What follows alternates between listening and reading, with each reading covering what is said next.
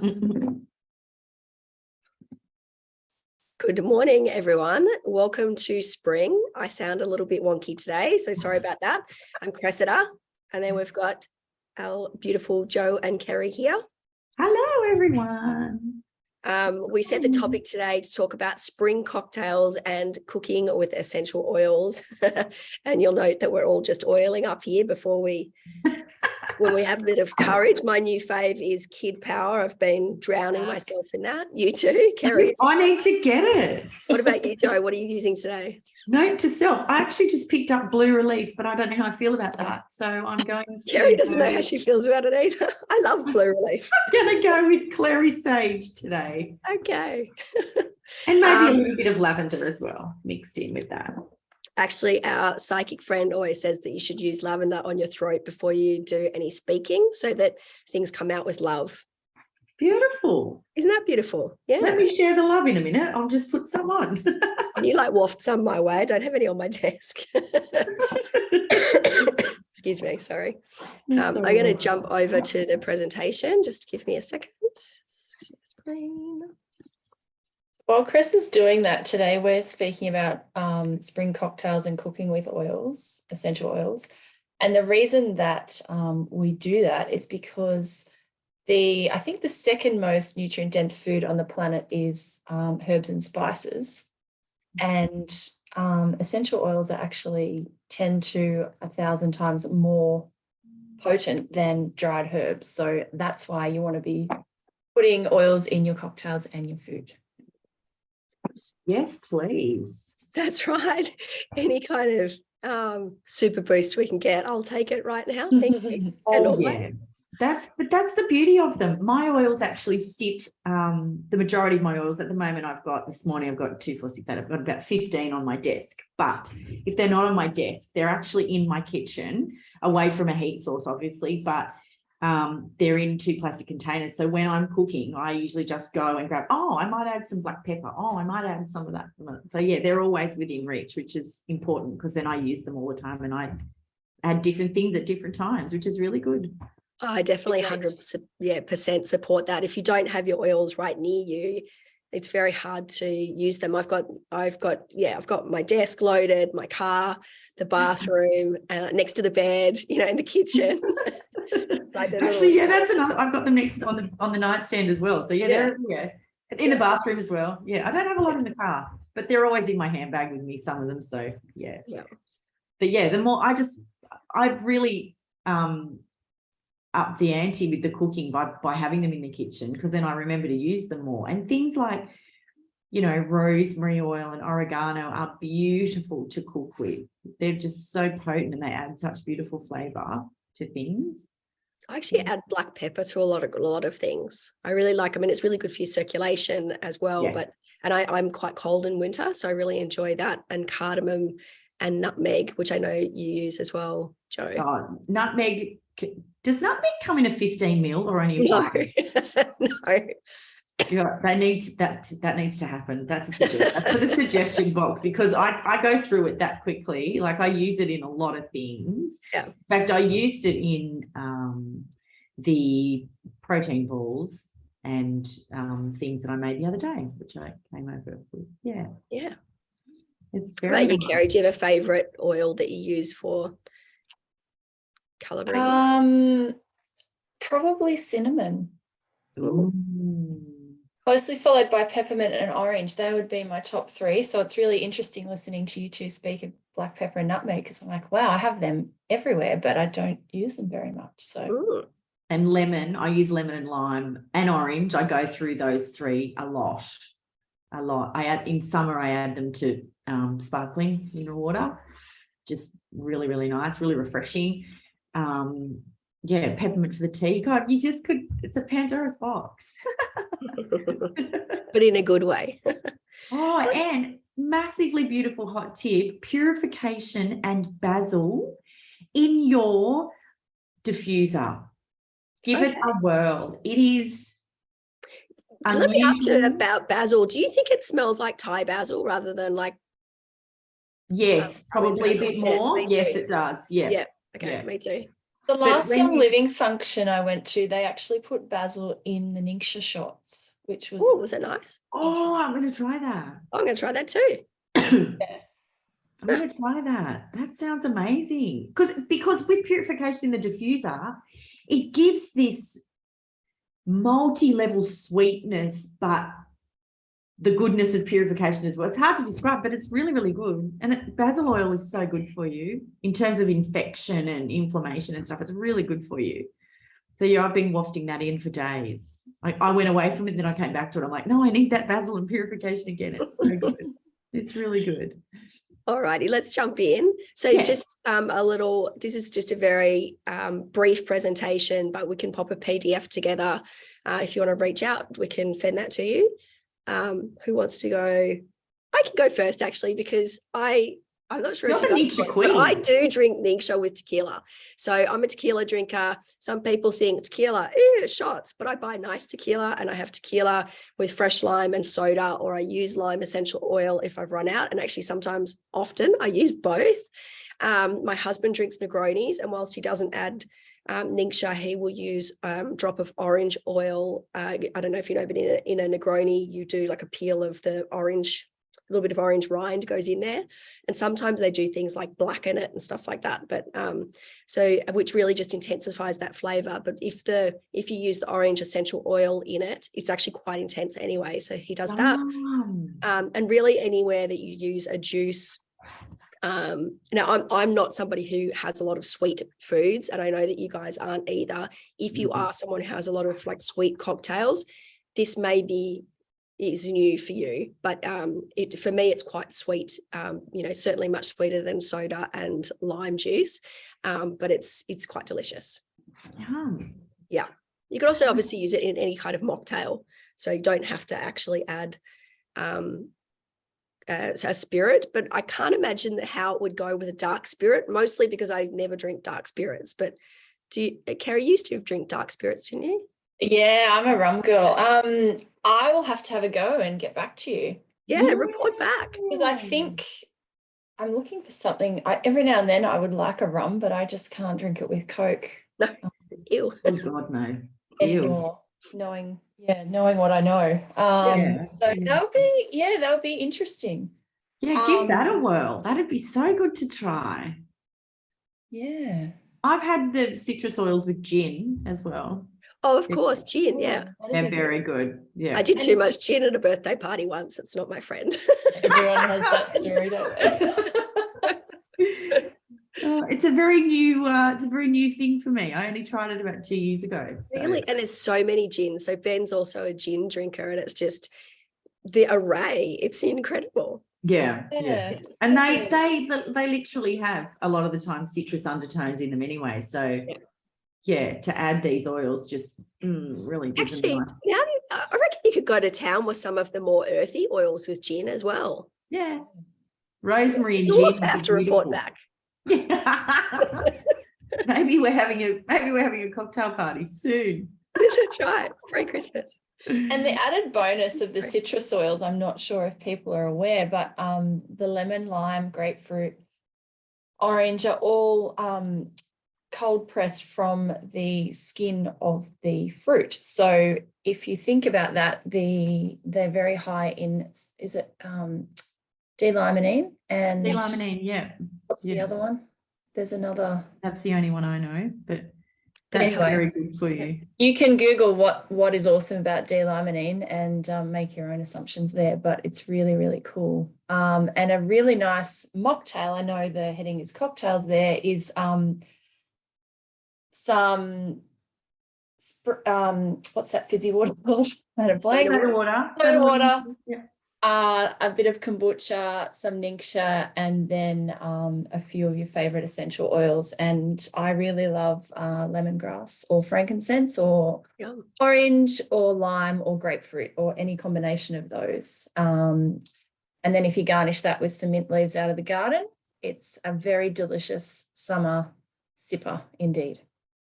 Actually, can I throw in there with Julia? We were talking once, and she does what we called a Blinkxia. So it's Bloom Collagen with Ningxia mocktail, Oh, It's you actually did that. delicious. You did that, didn't you? I saw you did on- because yeah. we talked about it on a Zoom and then I drank it and I was like, oh, this is yum. But Is I it would, crazy sweet? it is a little bit sweet, but I mean, I added soda water, so it, Yeah, okay. you know, makes it longer and I guess a bit less sweet. And if you add a citrus oil, but it was delicious and it's doing all good things for you, which was a lot of fun. Can I just ask, have you guys actually tasted the Ningxia goji berries from Young Living? No. I had them at Sula's last I had- presentation. Did They I? were delicious. Maybe did Really? I have one at Sula's? I know she had Yeah, them. I've never had them before. They were really much more moist and flavorful than the ones that I've bought previously. Wow. Yeah. Interesting. I've been meaning to get them as snacks for the children, but I just didn't. I did think they'd be good dipped in dark chocolate. Oh, Oh, yes. okay. I'll test that one. I must. Awesome. Let's bring that along to the. It sounds like we're having a pre-Christmas party, don't you think? Yeah. Who wants Yeah, to what- come? Come along. Why not? That sounds awesome. Oh, my favorite topic. I want you to just talk to Thieves chocolate is just I can't even speak about it. It's that good. It is that good. That's funny. Ben said, he goes, what was in that chocolate? I said, thieves. He said, why? And I said, because it tasted good. He goes, yeah, it did taste good. Because we Wow. can. That's why. And it's good for you. It's adding some, beautifulness in So I internally think- as well. I think the bottom line with chocolate and oils is that how broad is your imagination? There's really not much you can't put in chocolate, and I don't think there's anything that hasn't worked yet, is there? No, I wouldn't think so.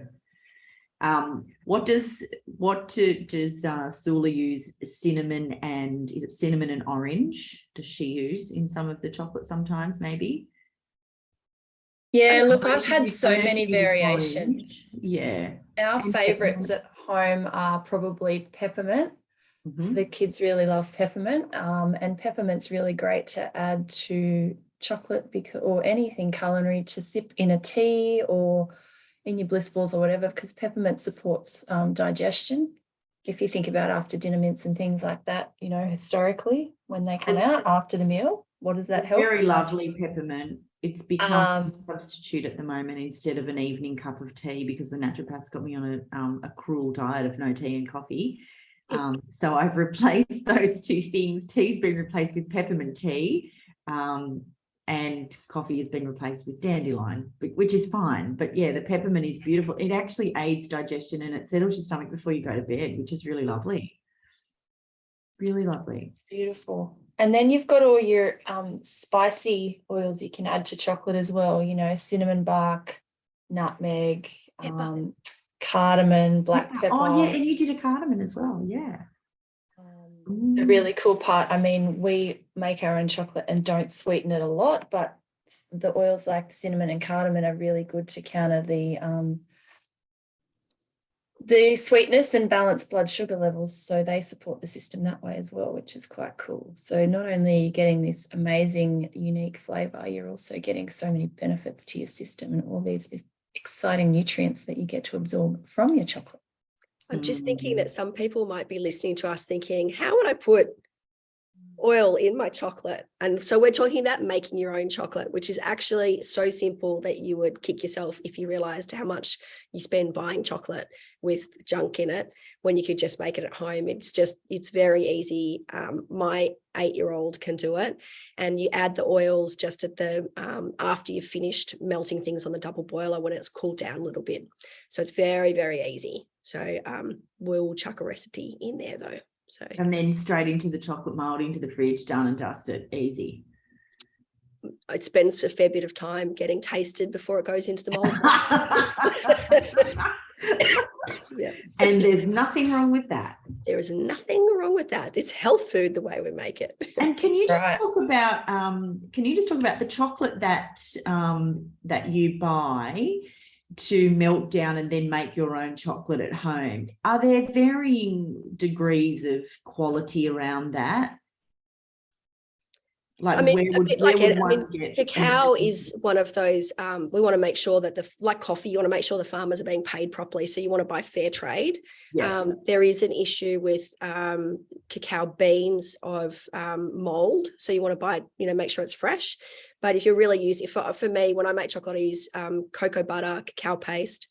Oh gosh, I can't remember what else goes in it. Then I think that's it, and a sweetener, and then the oils. That's it.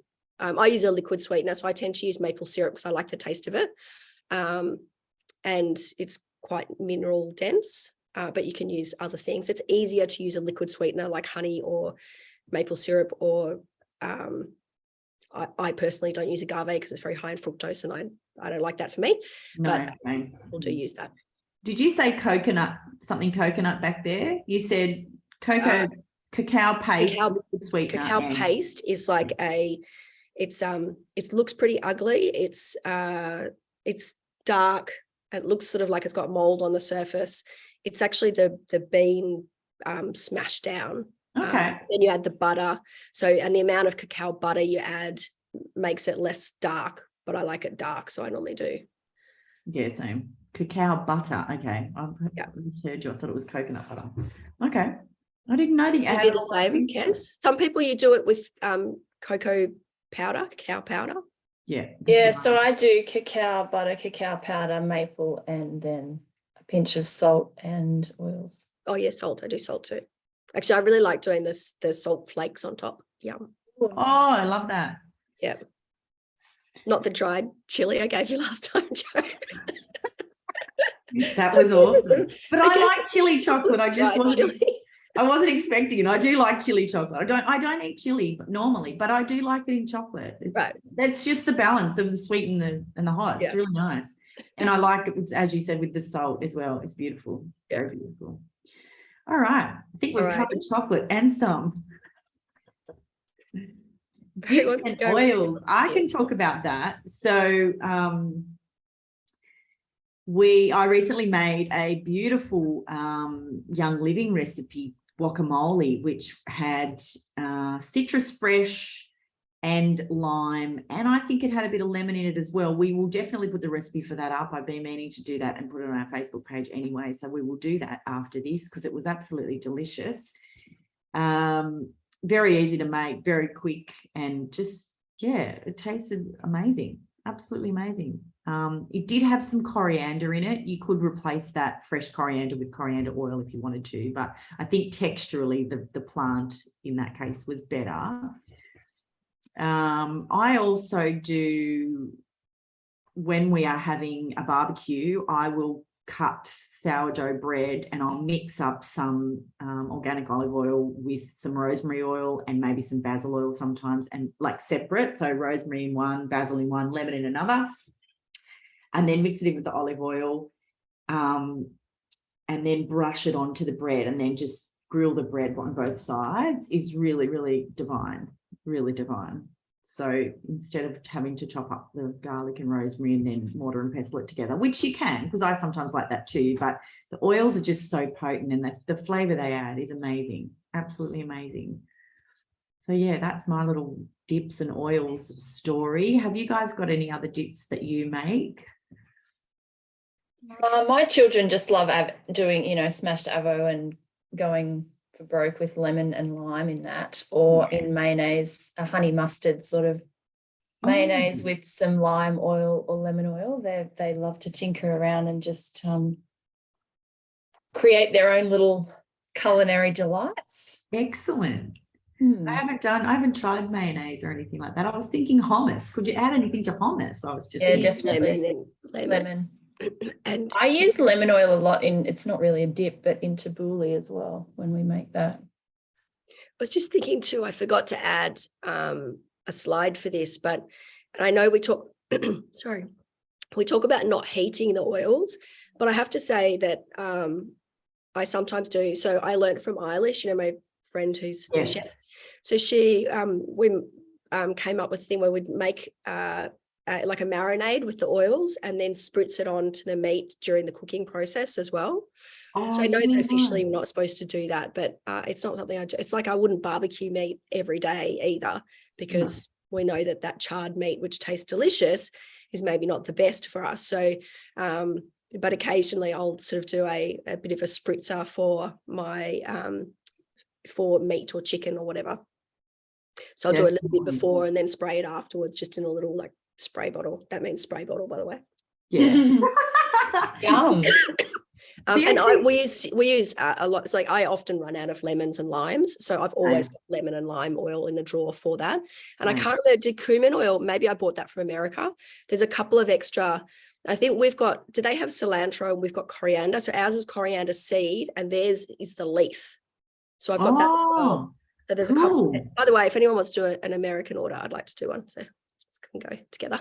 Yes, is that where you got the thieves' throat lozenges? Yes, the throat lolly. I will chip in for that because they are amazing. I was just going to say, back to the oils, I remembered as well, we're the queen of barbecuing. I live with a carnivore, so there's really no escaping it. If he could have a barbecue every day, he would.